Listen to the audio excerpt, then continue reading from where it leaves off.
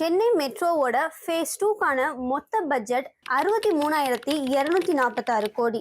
இதுக்கான பட்ஜெட் இடிக்குதுன்னு சொல்லி நம்ம தமிழ்நாடு அரசு சில வெளிநாட்டு ஏஜென்சிஸ் கிட்டத்தட்ட 32,548 கோடிய கடனா வாங்குறதுக்கான ஒரு அக்ரிமெண்ட்டை சைன் பண்ணியிருக்கு. பட் தமிழ்நாடு அரசு கடன் அப்படின்ற பேர்ல சைன் ஆன இந்த லோன் அமௌண்ட்ல இருந்து நம்ம தமிழ்நாட்டு அரசால வெறும் ஒரு பகுதியை மட்டும் தான் வாங்கிக்க முடிஞ்சிச்சு.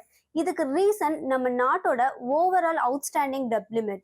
புரியுற மாதிரி சொல்லணும்னா, நாட்டோட ஒரு வருடம் முழு உள்நாட்டு உற்பத்தி 100 ரூபாய்னு எடுத்துக்கிட்டா FRBM சட்டப்படி மொத்த கடன் தொகை 25.2 ரூபாயை தாண்டக்கூடாது. ஆல்ரெடி தமிழ்நாட்டுக்கு நிறைய கடன்கள் இருக்கப்ப மேற்கொண்டு மெட்ரோக்காக ஒரேடியா 30,000-40,000 கோடிய நாட்டோட பேர்ல கடனா வாங்கினா அது FRBM சட்டத்தை மீறின செயலா ஆயிரும்.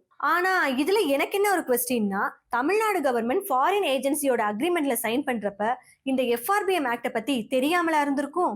So Chennai metro project central கவர்மெண்ட்டை ஓனர் மாதிரி இருக்க சொல்லியும் தமிழ்நாடு கவர்மெண்டால வாங்க முடியாத இந்த லோன் அமௌண்ட்டை மத்திய அரசு பேர்ல எடுத்து அத சென்னை மெட்ரோ ரயில் லிமிடெட்க்கு மாத்தி தர சொல்லி தமிழ்நாடு கவர்மெண்ட் சென்ட்ரல் கவர்மெண்ட் கிட்ட ஒரு ரெக்வஸ்ட் வைக்குது. அது மட்டும் இல்லாம நம்ம தமிழ்நாடு சீஃப் மினிஸ்டர் திரு MK ஸ்டாலின் 2024ல வருஷ கணக்கா இழுத்துட்டு இருக்க சென்னை மெட்ரோ DPR அப்ரூவ் பண்ணி தர சொல்லியும் PM மோடிக்கு ஒரு லெட்டர் அனுப்புறாரு. அந்த லெட்டர் அண்ட் ரெக்வஸ்ட கன்சிடர் பண்ண சென்ட்ரல் கவர்மெண்ட் சென்னை மெட்ரோக்கு தேவைப்படுற 41,000 கோடிக்கான செலவை அவங்களே ஏத்துக்கிறதாவும் ஃபைனலி அக்டோபர் 2024ல அந்த DPRம் அப்ரூவ் ஆகி சென்னை மெட்ரோவோட ஃபேஸ் 2 ஸ்டார்ட் ஆயிருக்கு. அதே இது கர்நாடகாவை எடுத்துக்கிட்டா இப்படிப்பட்ட எந்த ப்ராப்ளமும் வரக்கூடாதுன்னு யோசிச்ச கர்நாடகா கவர்மெண்ட் மெட்ரோ ப்ராஜெக்டாக சில பிரைவேட் கம்பெனிஸ் கிட்ட கடன் வாங்கியிருக்காங்க.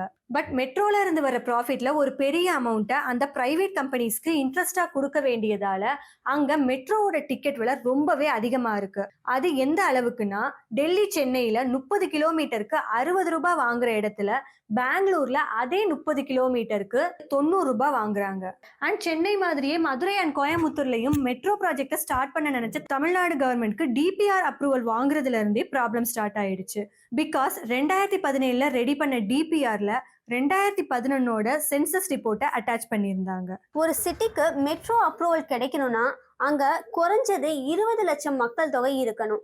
பட் தமிழ்நாடு அரசு மாத்தி கொடுத்த 2011 டேட்டா படி கோயம்புத்தூர்லயும் சரி மதுரையிலையும் சரி மக்கள் தொகை 20 லட்சத்துக்கும் கம்மியா தான் இருந்திருக்கு.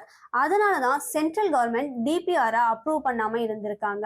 இப்படி மக்கள் தொகையை மாத்தி கொடுத்தது நம்ம அரசோட கவனக்குறைவா, அலட்சியமா, இல்ல இது அவங்களோட அரசியலா?